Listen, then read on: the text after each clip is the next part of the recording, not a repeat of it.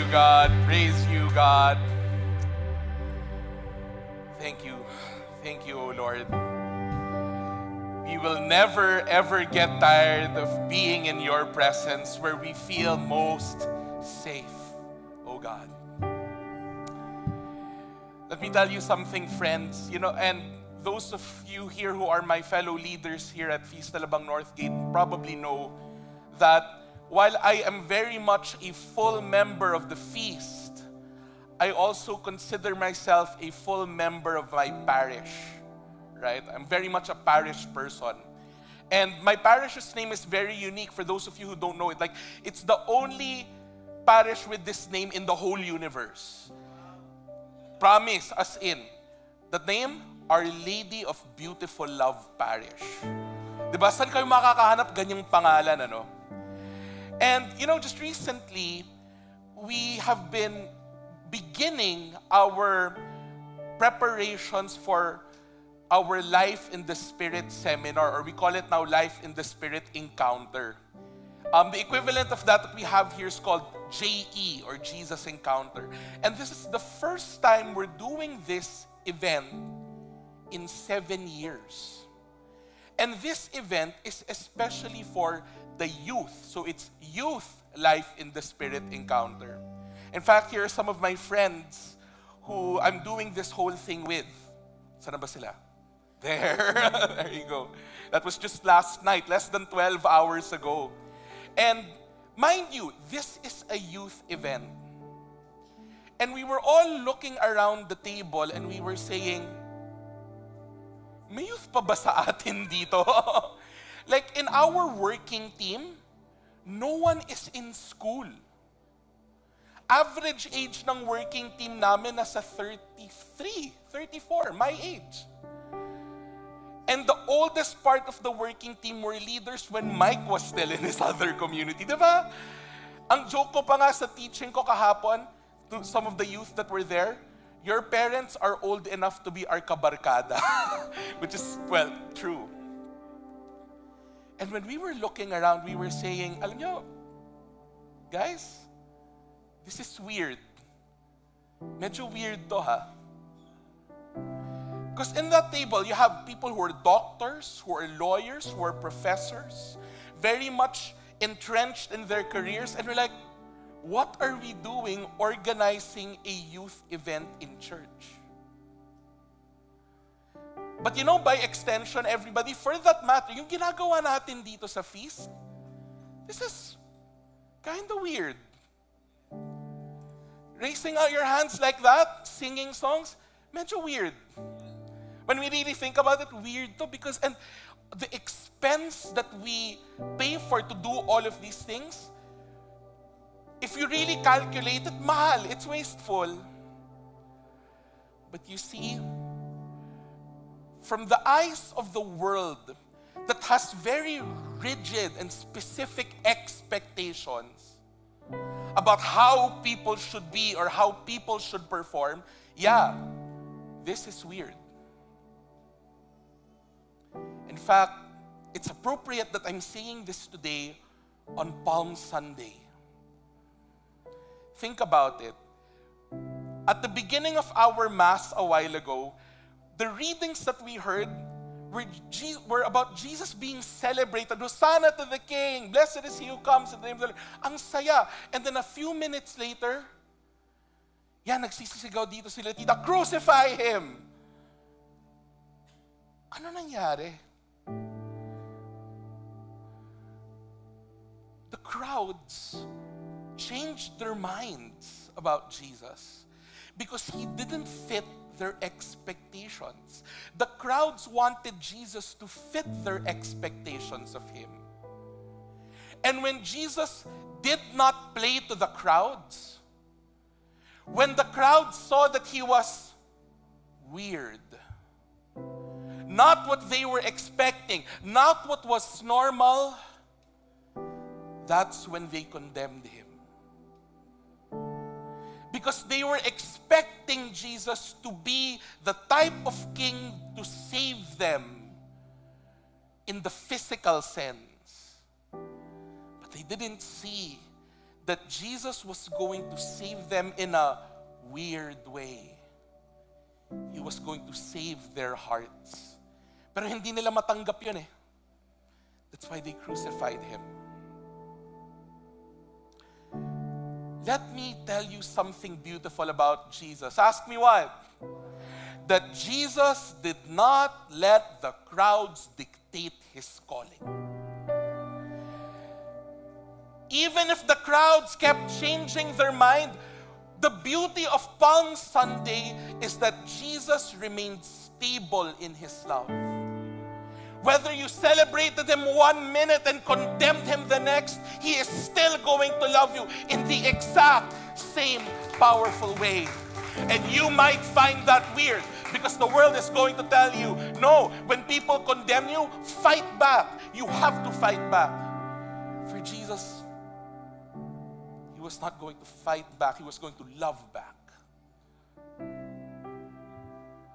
So yes, people, when we're here in church, we're reminded that the way that we believe in things is upside down compared to the world standards. But look at what St. Paul says in 1 Corinthians chapter 1, verse 18. When people who are turning away from God hear about the cross, they say, that is foolish.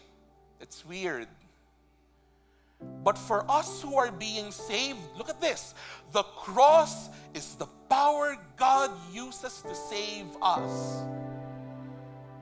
So here's what I've come to learn, and I hope this is something that we can all come to appreciate, that if loving like Jesus is not normal to the world, then I will choose to be weird every single time. I will choose weird if that means choosing Jesus. I will choose weird if that means loving like Jesus. And by doing that, friends, I know we are going to turn the world upside down, which in God's view is really right side up. So I invite you today to enjoy the weirdness of this place and to enjoy the weirdness of God's love as we pray our favorite prayer here in the feast, in the name of the Father, and of the Son, and of the Holy Spirit. Amen. Because today I receive all of God's love for me. Today I open myself to the unbounded, limitless, overflowing abundance of God's universe. Today I open myself to God's blessings, healing and miracles. Today I open myself to God's word so that I become more like Jesus every day. Today I proclaim that I am God's beloved, I am God's servant, I am God's powerful champion. And because I am blessed, I am blessing the world in Jesus' name. Amen. For the world, the cross is weird. For us who Jesus calls, the cross is the best kind of love we could ever receive. That's not my opinion. That's His word. And let's honor it today. Thy word is a lamp unto my feet and a light unto my path. Let's give worship to the God who is our way maker, our chain breaker, our loving creator. He has given everything for us. Thank you, dear Lord. Morning feast. In case you don't know me, my name is Louie and I head our singles ministry here at Feast Alabang Northgate, your home in God's heart in this part of town. And we'd like to welcome you here on behalf, of course, of our builder, Brother Mike Viñas, who you will hear from today, and the rest of our team here. And we really hope that you can find a beautiful, safe, spiritual home here. Pasensya na medyo weird lang mga tao dito. Friends, it's Holy Week and I was just telling Brother Mike that parang ang daming tao ngayon. Mas marami ngayon, right? Can you give yourselves a hand? I think we're really filling up this house. And well, that's the Holy Week spirit for you, right? Which got me to thinking for our mingle question, our opportunity to get to know each other and to build community. You know, as much as we'd like to believe that you all attend the Holy Week recollection here in our district. Baka hindi lahat, no? And maybe you didn't always attend that recollection. So for our minute mingle question, what I was thinking of is, what is your favorite non-religious Holy Week ritual? Naman nakakaiba kasi Holy Week religious talaga yon. Pero yung non-religious naman, na hopefully not sinful, di ba? What's your favorite non-religious thing to do during Holy Week? Find someone you don't know, someone you're not too close to, build friendships, and thank you. Brother Andre, worship team, thank you. Let's go!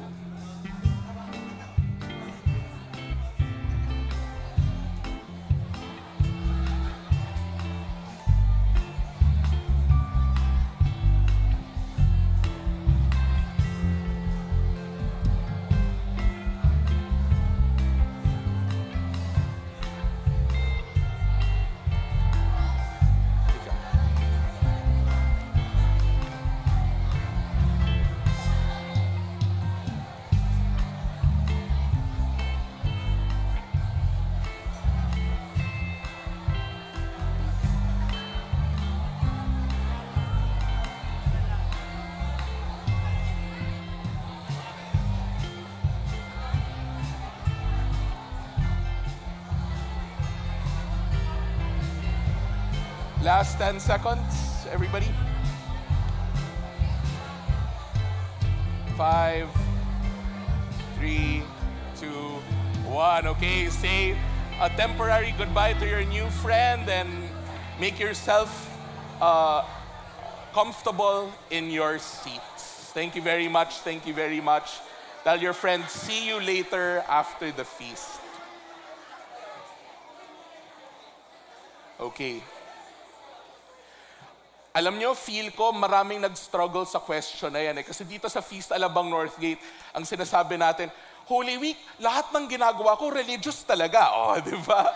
Lalo na yung mga servants dito, Diyos ko, 3 weeks ago pa yan, or maybe even longer, nagpaplano ng Holy Week recollection among other things. So, that's a beautiful thing. But you know, for me, my favorite non-religious Holy Week practice is, in between the many rehearsals and activities, I get to have hot pot with my church friends. Ayun, nakakatawa talaga. Pero hindi na masyado ngayong year na ito kasi alam mo naman, nagpapapayat tayo para may, alam mo naman, sumaya. Who here is coming to the feast for the very first time? Can you please raise your hand? Don't worry, we will not make you dance. But can you please raise your hand? Because we have a welcoming gift for you coming from our friends from the Warmth Ministry. There you go. Yan, there's one here, there's one over there at the back. Marami pong salamat. Welcome to the feast. And we really hope that you can find a beautiful spiritual home here. And then of course, for those of us who are joining us online, we thank you for we're tuning in from wherever it is that you are. We understand that there are some people who follow our live stream because they're sick and unable to come to the feast, and so we hope you get well soon. Or those who are in the middle of work, we hope that you can get overtime pay at the very least, and then join us whenever you can here at the feast. I know people, we associate Holy Week with sadness, but who here is feeling happy today? Please raise your hand. Tama nga naman, no? I mean, Holy Week, yes, there are moments of mourning and lament, which is of course our series, which is what our series is about. But all of this really coming from an experience of joy that we are anticipating that after this suffering, the Lord will truly rise again.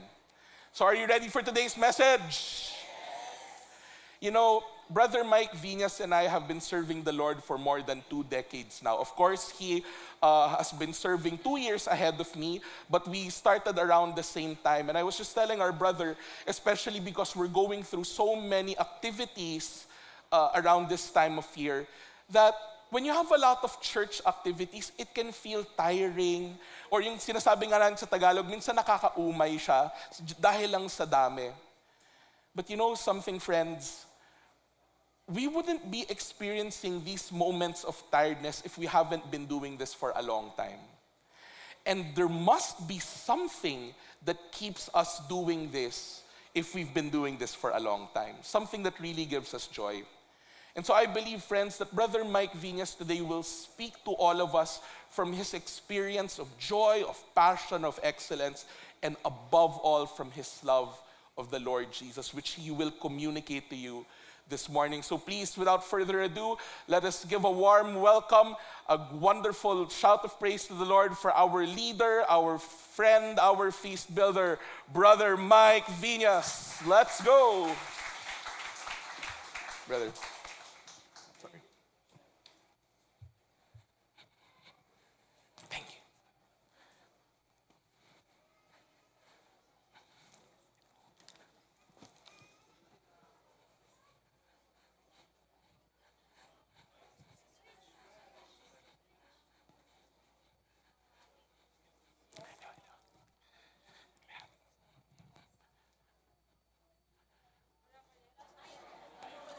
Hello. Check. All right, good morning, everybody. I know Jesus is alive, and thank God for microphones that are alive. Amen. Amen. Wala akong bawi, hindi ko siya ma-segue talaga eh. Nakaka-awkward nung check, check. Kasi walang lumalabas, diba? But can we give a big hand to our audio team? Thank you very much. Hey, Thank you're you, doing audio so team. well. Praise God.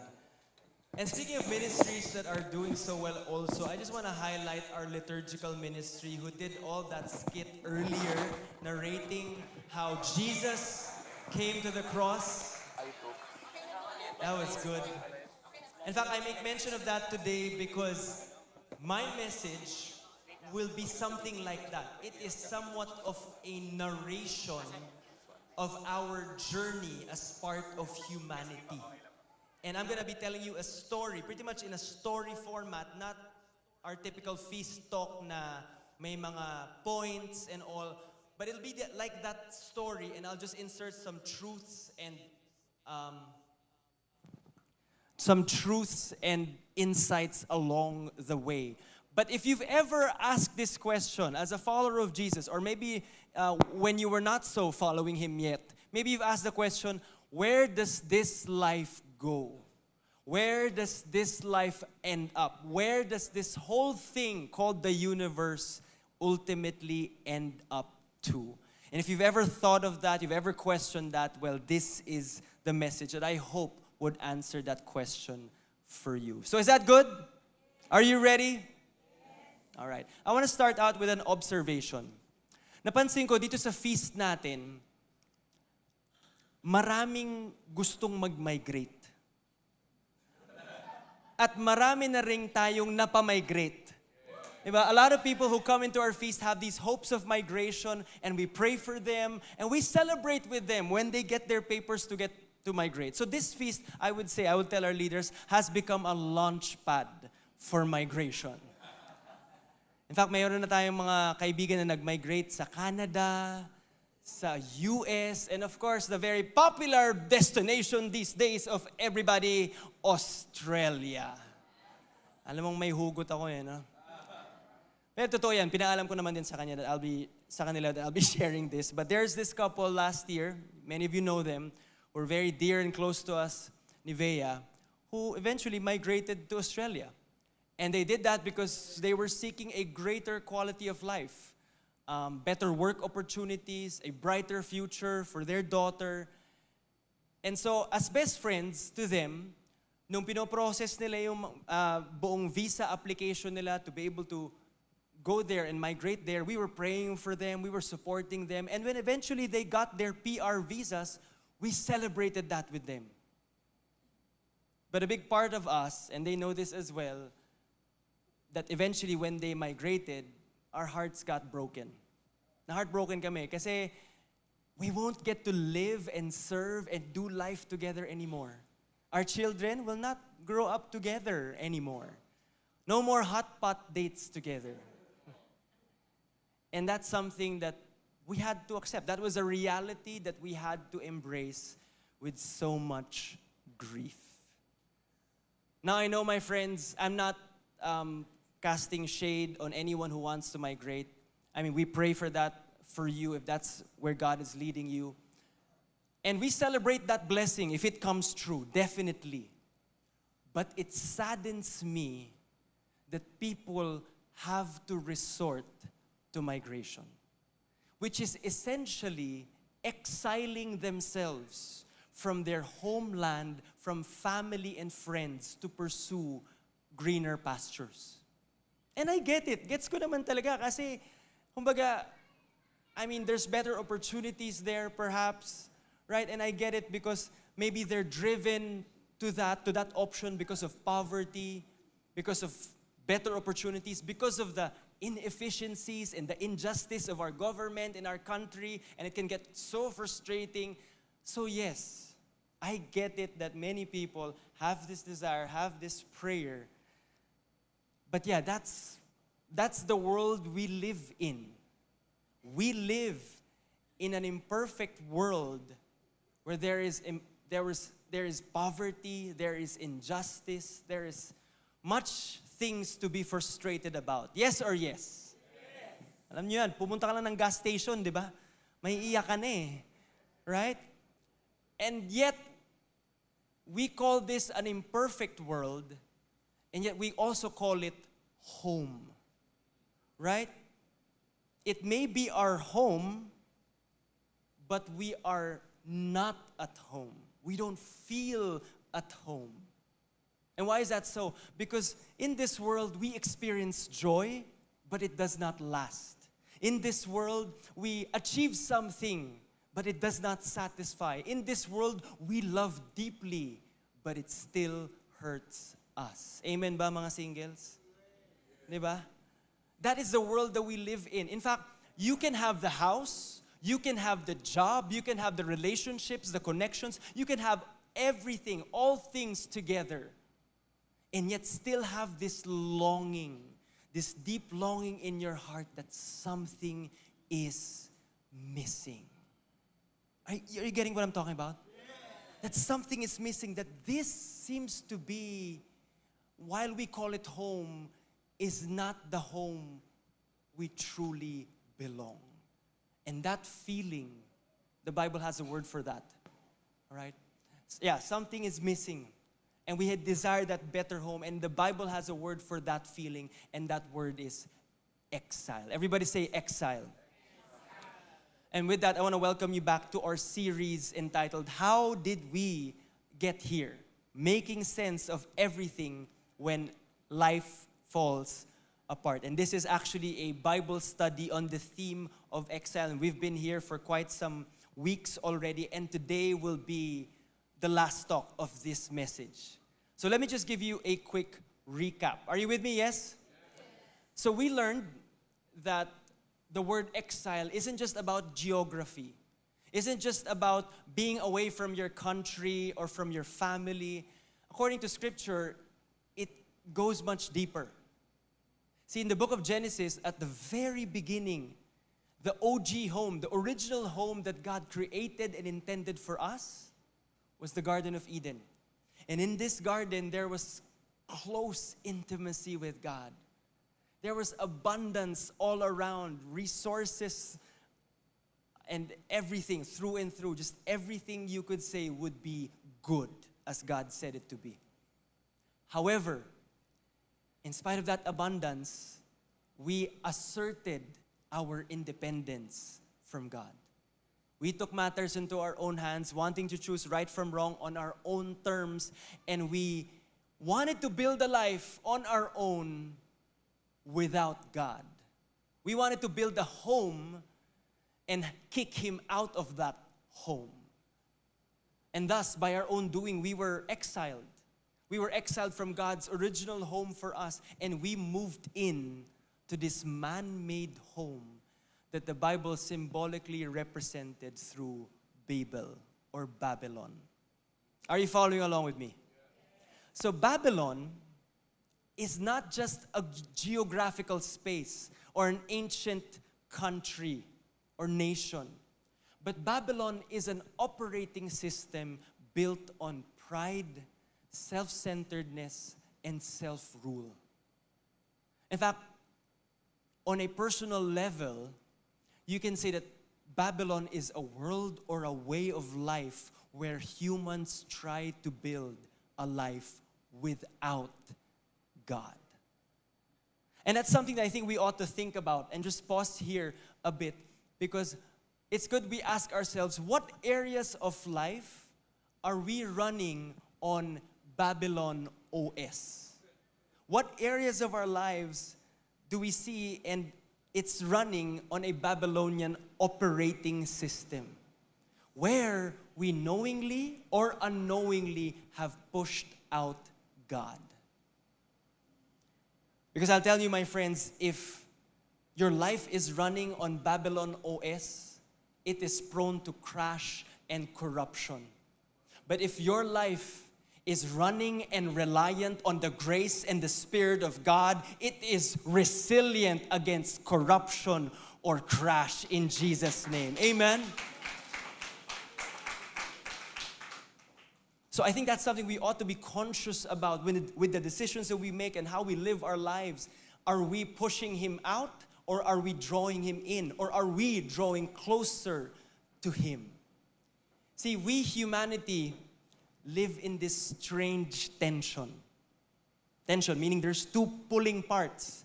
We live in a world created by God to be good, and yet the world right now is not functioning the way God intended it or designed it to be. Why? Because of the Babylonian dysfunctional systems that we have built into it. And essentially, that is being on exile. That is the human condition that we have been born into and many times fall into. That is where we are. That is where we are. Now, ancient Israel, ancient Israel knew of this exilic condition well, because they lived through it. Nabuhay sila through this time of exile in their history. And you've heard it through several talks in this series, that Israel was conquered by the Babylonians. They were conquered and their whole nation was destroyed, and many of them were taken against their will to be exiles in Babylon, to live as oppressed slaves in a foreign land. And then eventually we learn in this story that by 537 BC, 70 years later of having lived as exiles in Babylon, they were allowed a homecoming. Finally, makakauwi na sila. Excited na sila to go back to their home nation, to their home city in Jerusalem. But when they came back, they were shocked, because what they came back to was no longer home. The condition of their home was in complete chaos and disarray. And so to them, it may have been home before, but it's not home anymore. And I could liken this to the scene in the movie Lion King, right? The animated version, not the 3D one. But it's pretty much the same. But anyway, remember this scene? Sino nakapanood na niyan? Yes? Okay, good. Remember the scene where Simba finally goes back to the Pride Lands, to his homeland, only to see that it has been destroyed and in complete, utter destruction. And it's been now under the rule of who? Scar and the hyenas. So what was once a bountiful kingdom, a vibrant kingdom, is now barren. So parang ganun yung binalikan ng mga Israelites coming from Babylon back into Israel. They found their beloved city, Jerusalem, in total disrepair. I mean, walls were broken, gates were burned down, and their temple, where they believed that this is the physical place where God dwells in all the earth, their temple was reduced to ruin. And you'd think na pagbalik nila sa bahay nila, na malaya na sila, na no one was ruling over them because for so many years they were being ruled over by the Babylons. No. When they came back, they were a tiny province now, part of the Persian kingdom. So nagpalit lang. Different ruler. And being a small province of Persia, they're now surrounded actually by very hostile neighbors. So they were not free. Injustice, sin, and brokenness still ran rampant and reigned over their land. So they got to come home. But their homeland was far from healed and far from being the home that God intended for them to have. Now, side note, just a quick side note as we're talking about this, because perhaps some of you come home to a broken home. Some of you come home to a family that is in disarray. Lahat magkaaway, lahat ayaw magbigayan, ayaw magpatawad, kanya-kanyang tampo at kanya-kanyang kampo. Kanya-kanyang away.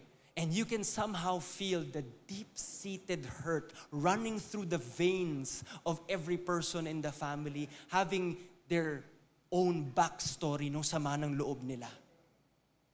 Perhaps you come home and that's the state of your home. It's a broken mess. Or maybe for some of you, you don't come home to a broken family, but you actually come from a broken family.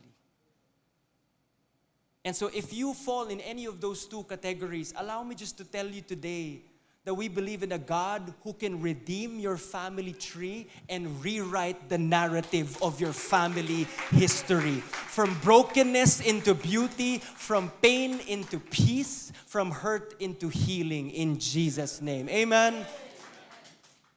And for those of you who are youth and singles here, that perhaps you came from, and you can say that you came from a broken family, allow me just to prophesy, allow me just to speak a word of truth, of hope into your future, that God can restore your family and will restore your family, and that can come in the form of having, or that can come in the form of you having your own beautiful, healthy, and loving family. In Jesus' name, amen. Amen. All right, back to the Israelites. Are you learning something today? Okay. Sabi ko nga, it's more a narration, a kwento. And tapos sisingit-singit lang ako along the way. So the Israelites, this depressed situation that they had, na nakauwi sila, pero parang gulo pa rin and all, this went on for centuries. Nag-iba-iba lang yung mga rulers nila. Just the big bullies changed faces and changed places. So from the Babylonians to the Persians, from Persians to the Greeks, and from Greeks to the Romans. So this longing for their home to eventually be restored just kept on growing and growing over time. And this was evidenced by how much in the Old Testament many people prayed and held on to hope that one day God will send a Messiah to rule over them. A new king who will rescue them from slavery, who will free them from their foreign captors, and who will restore their homeland. And I hope you know where I'm getting at, because this, many generations later, was fulfilled when God sent His beloved Son, Jesus, to be our Savior. And Jesus was born and raised in this exact exile state. Why? Because Jesus was born and raised right at the time where Israel was under the Roman Empire. They were under Roman rule. So alam ni Jesus, hindi man siya nakasama dun sa mga Israelites na na-exile sa Babylon, pero alam niya yung feeling. Gets na gets niya kasi yun yung buhay na kinagisnan niya. Akala ko madadapa yung Tagalog ko dun, pero nagtuloy-tuloy. Praise the Lord. Okay, yun ang kinagisnan niya. Inulit ko pa talaga, no? Anyway, so it was in this hostile environment that He, right at the very beginning of His ministry, announced His mission statement. And it's found in Luke chapter 4, 18 to 19. I'm going to drink water. I need your help to read this with me. 3, 2, 1, go.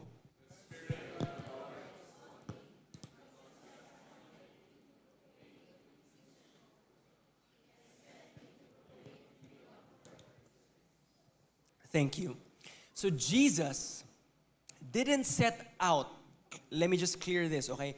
He did not set out to free Israel and humanity from its big bullies, from the Babylonians, the Greeks, the Persians, and the Romans. No, Jesus had bigger fish to fry. For him, he set out to defeat the very things that were driving these big bullies. And that was sin, death, and suffering. Or sin, evil, and death, rather. That's why in this verse, Jesus describes our human condition. Our human condition caused by sin, evil, and death. So next slide. It's actually 4, and we see it here already. But let's show it in the next slide. Oh, sorry. This is the continuation of the verse. And recovery of sight of the blind, to set the oppressed free, to proclaim the year of the Lord's favor. So that's the whole mission statement. So next slide. So this is what I was talking about. He describes our human condition. Poverty, imprisonment, blindness, and the state of oppression.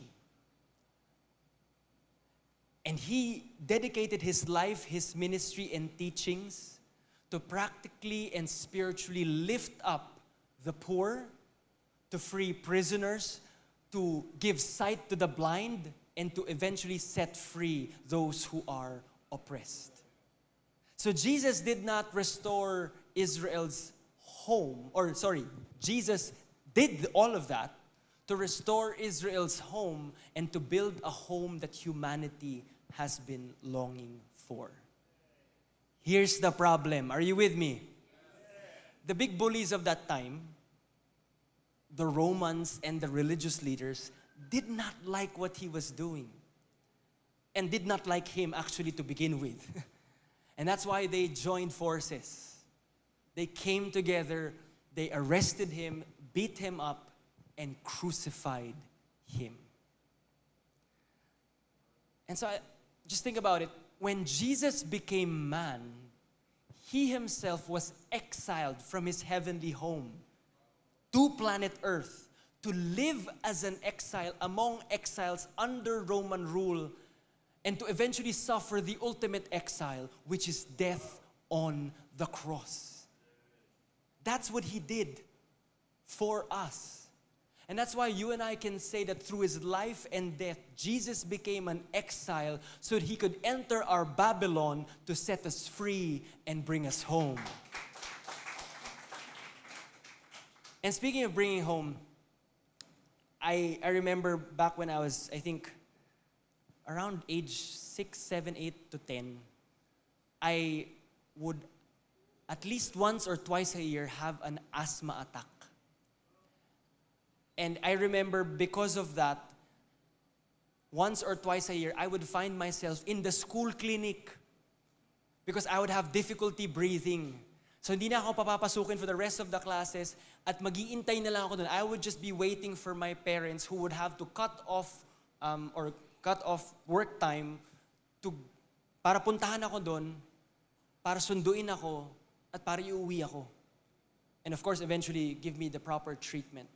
But that happened year after year after year. I think between grades 1 to 4, I was very consistent with that. And they would always come to the clinic and then bring me home. Come to the clinic, bring me home. Kilala na ako ng nurse at some point. Akala niya nagloloko ako, nag-umaarte para hindi lang pumasok, pero talagang mukhang gray na yung mukha ko, hindi makahinga. But I share that today, my friends, because similarly, let's admit it, amid our Babylon condition of spiritual sickness, slavery, and sin, in the midst of all that, Jesus isn't shouting from afar, "Hey, come home! Hoy, uwi ka na!" No, he doesn't shout from afar. Rather, he comes to us. He meets us where we are, in our brokenness, in our sin, in our darkness, at sinusundo niya tayo. That's what the incarnation meant. Sinusundo tayo ni Lord. See, Jesus is our way home. He went out of his way in order for us to have a way home back to him. And so he walks into our dark world in order for us to be carried out of it. Amen? He walks into these situations in our lives. Kaya sabihin mo sa katabi mo, magpasundo ka. Magpasundo ka. Lalo na sa nangliligaw sa'yo, magpasundo ka. kidding. So here we go. So Jesus, crucified on the cross because the religious leaders in Rome didn't like him. But when Jesus, you know how the story goes, and we will recount that again this coming week. When Jesus rose from the dead, he defeated sin, evil, and death.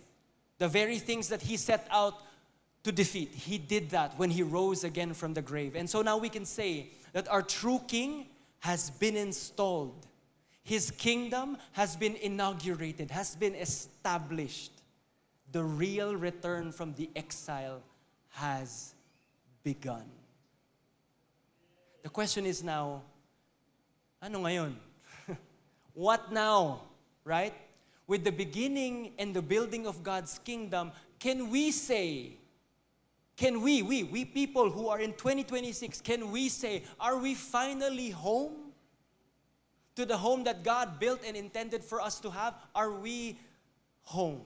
And the answer is yes, but not yet. Or not yet fully. The theological term to this is already, but not yet. Can we say that together? Already, but not yet. Already, but not yet. And this was termed by the Dutch theologian Gerhardus Vos to describe the present reality of the world that we live in.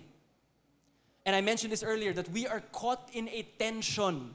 We are caught in a tension between having been redeemed already by Jesus and yet still waiting to be fully redeemed by Jesus. Are you getting what I'm saying? I'll say that again. We live in that tension. Na dumating na si Lord, nandito na yung kaharian niya, nandito na tayo sumusunod sa Kanya. Ito na yung mundo natin with Him, with His Spirit. But yet, it is still yet to be fully recreated or renewed or redeemed by Him. In other words, His kingdom, His reign has begun in this world, and yet there is still corruption, injustice, wars, suffering, poverty, and injustice all around. And all of these are effects of the world not yet fully bowing to the kingship of Jesus. But the hope is, we're getting there. We're getting there. A better home awaits. And that's my one big message today. Don't worry. Baka inisip niyo, one big message pa lang, magsisimula pa lang si Mike. Hindi naman.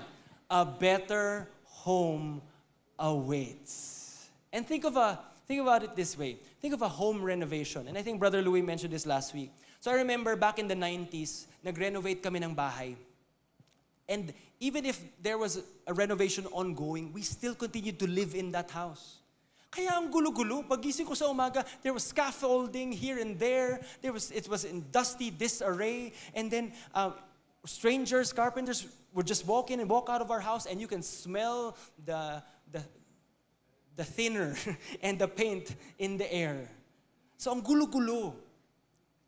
But you can somehow see a glimpse already of the beautiful home that it would eventually become when the renovation is done. But in the meantime, it was a work in progress. And being a work in progress, it was a mess. But one day when the renovation was done, we got to see the new home that we got to live in, and it became a better life because of that better home. Right? In fact, Paul somehow speaks about this in Philippians chapter 3, verse 20 to 21. It says there, but our citizenship is where? In heaven. And we eagerly await a Savior from there, the Lord Jesus Christ, who, by the power that enables Him to bring everything under His control, will transform our lives, our lowly bodies, so that they will be likewise His glorious body. Let me just unpack this a bit. Are you with me? Yes? As followers of Jesus, we believe that we are citizens of heaven. And I just want to make it clear, and we say this always in the feast, heaven is not some place in the sky. Heaven is not some far, far away planet or place in the universe. like what you see in Hail Mary Project, which is a very good movie, by the way. Project Hail Mary. Anyway, it's not that. Heaven actually is gonna be here on earth. See, and you're thinking, this sounds heretical, Mike. This sounds untrue. The biblical understanding of heaven is earth renovated according to God's blueprint, and it's called new creation. That is the better home that we await for. That is what it means when we say we are citizens of heaven, right? And if you think about it, not only are we citizens of that future place, we are also citizens of that future time, of that future reality. So Jesus' kingdom, yes, is already present, but this current world that we live in has yet to fully be completely recreated to be the home where Jesus is king over everything. And that's why I go back to the term already, but not yet. Now here's my insert in this story. On a personal level, this also means that even if we are following Jesus, we can still fall and make mistakes. Na kahit sumusunod na tayo sa Kanya, even if we're walking with Him, nagkakasala pa rin tayo, nagkakamali pa rin tayo, nakakasakit pa rin tayo na ibang tao, napapamura ka pa rin pag nakat ka sa traffic, kung san-san ka pa rin napapatingin minsan, di ba? It's like what people say, 2 steps forward, 1 step back. I think that's the Christian walk. It's not a linear, perfect walk. You follow Him, you try your best, but sometimes you fail and you fall. We commit sin, we make mistakes. But here's the thing. When you and I make mistakes, let me tell you, do not focus on the fall or the failure. Rather, focus on the grace of God's forgiveness and faithfulness because you are His work in progress. You are His work in progress. Meaning, inaayos ka pa niya. You are under renovation. You are under restoration. So everybody with me say, I'm a work in progress. One more time, I'm a work in progress. I'm a miracle in the making. And if you believe that today, come on, give God some praise. You are a miracle in the making. And right now, it can seem like a mess in you or in the life that you live around you. But let me just tell you, if you can just get a glimpse of the person you are becoming or will become in Christ, it will blow you away because you are a miracle in the making. You are a work in progress in Jesus' name. Amen. Amen. So, while we wait for the completion of God's home renovation here on earth, what do we do now? Well, Peter says this in 1 Peter chapter 2, verse 11. He says, "Dear friends, I urge you as foreigners and exiles to abstain from sinful desires which wage war against your soul. Live such good lives among the pagans, that though they accuse you of doing wrong, they may see your good deeds and glorify God on the day He visits us." So, friends, we are not to wait passively for when King Jesus returns and we just get whisked off to heaven. Peter prescribes that while we are foreigners in this fallen world, that we're supposed to live good lives and do good deeds. To live good lives, doing good deeds. And we've always said it here in the feast, we are called to build God's kingdom in this world, to bring heaven on earth. How? By living lives patterned after the self-giving love of Jesus. And so with that, God calls us to actively partner with Him in this home renovation, kingdom expansion project. And so, if in case you do not know yet, you and I are part of God's construction team. And because of that, a better home awaits. right? A better home awaits. And speaking of a better home, so Vea and I have been living in our condo for 10 years now, but we still hope for the day where in Vea's words, she would say, yung paggising ko at pagbukas ko ng pinto, kapantay ko yung lupa. That's how she would describe our dream and desire to have our new or our own home or our own house na hindi na sa building, pero bahay na talaga. So we would find ourselves sometimes just daydreaming, kasi libre man mangarap, di ba? To daydream of what our possible home would be, and we would say that sana we would have enough space so that we can host feasters and friends, to have parties there, to have meetings, to have LGs. And we both work from home, so sana meron kaming kanya-kanyang office doon, di ba? Or sana may home gym, ganyan. So, wow kayo, kasi dream lang naman yan. Kasi wala pa kami pampatayo, di ba? Pangarap. But here's what I want to say about that. Can we show them the slide? Not this slide. Oh, anyway, sige, I'll say the line so that you can show the slide. So, as much as we dream for a new home, our souls look forward with hope for our future home. And there, I hope we can have the slides, because I need to refer to that. There we go. And I'll make something clear here. As much as we, Vea and I, dream for our new small h home, our souls look forward more with hope for our future big H home. What do I mean by this? The small h home simply means this is the location of our residence. This is the place where you live. The big H home is ultimately our home with God forever. You see, these days, there is so much talk of the end times. Kasi ang daming gulo, there's so much war and famine and disarray and chaos. And so many people are afraid. But I think as followers of Christ, we should not be afraid. There is nothing we ought to be afraid of. Because we ought to look forward to Jesus' second homecoming. For when He comes again, that's when He will transform and renew all things. And from that, we also look forward, when that happens, we also look forward to our own homecoming, to the perfect world, to the perfect home that God intended for us to live in. And that is new creation. In Revelation 21 verse 1, John describes this. He says, "Then I saw a new heaven and a new earth.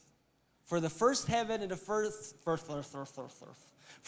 heaven and the first earth had passed away, and there was no longer any sea." So the Greek word for the word new here is kainos. Everybody say kainos. I think it'll be spelled here. There, kainos, which means new in quality. So our new home is new creation. Our new home is new creation, which means that this present world that we live in will be glorified, will be recreated, would be, how do you say it? There would be a significant home improvement. All right? There would be, sorry, nawawala ako kasi parang ang daming nakatayo doon. Guys, kinig naman kayo. Ha? Nadidistract ako eh, sorry. Oo, may nakatambay pang nakaganon lang eh. Anyway, sige, carry yan. Anyway, where was I? Oh, okay. Our new home is new creation, which means this present world renewed and glorified, not discarded, not scrapped, and not replaced. So, itong gulo na nakikita natin sa mundo, aayusin niya ni Lord. He's not gonna discard the world or annihilate creation. He will renew creation. And this reminds me of, I remember our luggage. When we would travel, we would use this luggage. And because of wear and tear, eventually it cracked. Bumiyak na siya. And we use this for mission trips here and abroad at times. Tapos at some point, nakita namin, bumiyak na siya.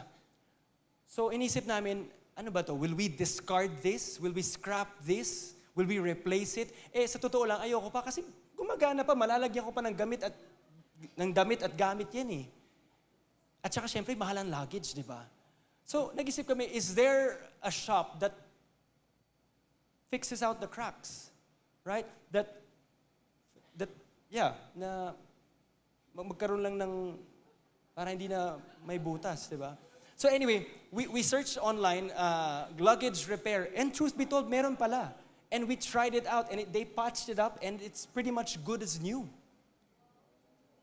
Wala na yung crack. It was not discarded, it was fixed.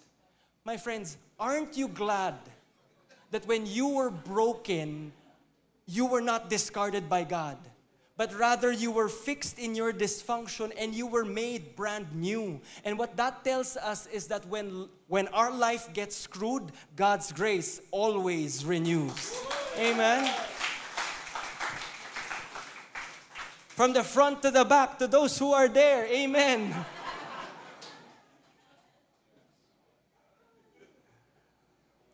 Revelation 21 verse 2 to 3, it says this, I saw the holy city, the new Jerusalem.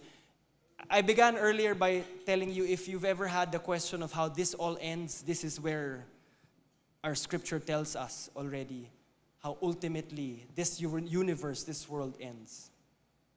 He says there, I saw the holy city, the new Jerusalem, coming down out of heaven from God, prepared us as a bride beautifully dressed for her husband. And I heard a voice from the throne saying, look, God's dwelling place is now among the people. And He will dwell with them, and they will be His people. And God Himself will be with them and be their God. So our hope is not for our souls to float up to heaven one day, but for heaven to come down, for the goodness and the glory of God to fill the earth. See, the Bible begins with God and humanity in perfect communion together in the garden. And the Bible ends in Revelation also with this image, with this promise that God and humanity will be back again together in perfect full communion in a city garden. That's how it all ends. And God, you can see there, He does not give up. What He began in Genesis 1, He is faithful to complete. And that's why we can say, a better home awaits. And here's one last powerful promise, and then we'll come to a close. A powerful promise for our future. So pag may pinagdadaanan ka ngayon and you think that, all right, this is somewhat like the end of the world and there's so much that you're going through, I pray that this somehow gives you hope in between the present reality of the day and eternity. Because this is how it all ends. John describes it this way. He says, God, He will wipe every tear from their eyes. There will be no more death or mourning or crying or pain. For the old order of things has passed away. So my friends, whenever you feel hopeless and helpless under the weight of so much suffering in your life or in the world around us, I pray that you would find hope in the reality that God will put an end to suffering and death, where God doesn't just remove pain, He personally wipes tears. That is the promise that we have. And so we look forward to our new home, where it will be overflowing with life, with joy, with peace. No more hurting, no more crying, no more death. Now I know this seems like so far away, Mike. This seems so spiritual. How does that speak into my life today? Well, in the midst of all the hurts and the pains you go through and the world that we live in, I pray that that gives you a certain sense of consolation that all that will one day be fixed. All that will one day be redeemed, restored, and renewed by God in its perfect condition. Amen. One more verse to end it all.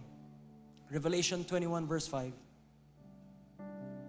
At the end of it all, it says there, He who was seated on the throne said, I am making everything new. And this last statement, I'll just read it out just to be precise because I want you to really savor each word. Can we go to the next slide? So my friends, our complete return from exile is the renewal of all creation in Christ, where God and humanity dwell together forever in resurrected glory. It is the total removal of all sin, suffering, and death, and the fulfillment, the ultimate fulfillment of God's covenant love. That is our destiny. That is our hope. In Jesus' name. Let's all stand.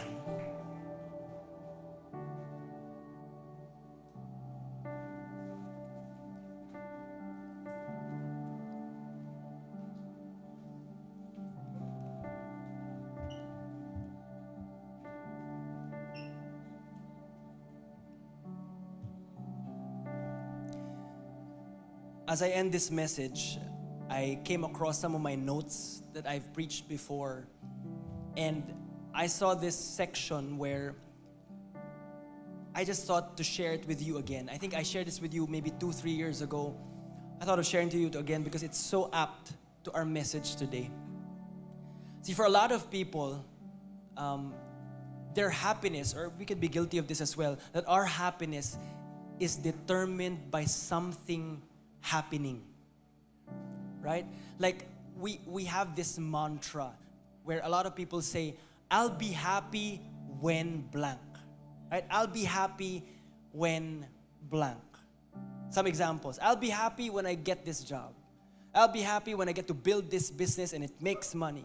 I'll be happy when I find my one true love. I'll be happy when I get married. I'll be happy when I get a baby. I'll be happy when I get to build my dream home or travel the world. I'll be happy this. I'll be happy when that. I'll be happy when my dreams come true. But what if those dreams and desires don't happen and don't come true the way you envisioned it to be? Or perhaps it does not come true in accordance to your timetable. Paano na lang yun? Will you just be forever miserable? Because there are people who are in permanent frustration just because 1, 2, or 3 of their fondest dreams never or did not come true. And this is not foreign to me because there was a season in my life where I felt the same. That I was going through this sense of depression, unfulfillment, and frustration with life. Because like many, I also associated my joy to something happening. That I also said the line, I'd be happy if this happened. And for me, it was growth. It was success. For me, my line was, I'd be happy if my work grows to this extent. I'd be happy if I make this much money. I'd be happy when I get to achieve this in life. And as long as I didn't see the growth or the success or the output that would go towards the fulfillment of those dreams and desires, I was just unfulfilled, unhappy, letting life pass me by, and just simply frustrated. Now, my breakthrough came when, over time, the Lord just kept constantly revealing to me the reality that we are not meant for this world. We are meant for so much more. Friends, this is not our home. Heaven is our home. And what that means today, my friends, is that it is possible that some of your dreams and desires that you hold on to so much, that you pray about day and day, will not and is not or are not meant to be fulfilled on this lifetime here on earth. That is the reality of that. But there are also some dreams, some desires that are meant, perhaps the same ones that were not fulfilled here, that are meant to be fully fulfilled in heaven. That's why we can say, a better home awaits. Kasi yung pangarap mo dito, posibleng hindi mangyari yan. At sana hindi ka maging miserable just because in this whole lifetime, hindi nagkatotoo, Lord. We ought to trust the sovereignty of God, that He knows what's best for us, but the consolation, in fact, not just the consolation, the hope of it all is that the underlying desires to those dreams will be met fully, will be fully fulfilled when heaven comes to earth and we have our new and beautiful home that we've always prayed for and longed for. A better home awaits. So for me, when I began to accept that truth and embrace it, that's when contentment, fulfillment, and joy grew in my heart for whatever it is that God gives me now, and it gives me hope for whatever it is God has in store for me in the future, whether it be here on earth or in heaven. A better home awaits. So my friends, final word. When you feel restless, unsatisfied, disappointed, and frustrated with your life here on earth, do not panic. Do not numb it down. Do not distract yourself with entertainment, success, or any other kind of distraction. Because that feeling of disappointment, that feeling of letdown is simply telling you the truth that you are an exile. You are not of this world. So therefore, do not expect that anything that this world has to offer will give you perfect peace, will give you lasting satisfaction, will give you full joy. Because only in Jesus, only in our ultimate home with Him in heaven will all that be fulfilled.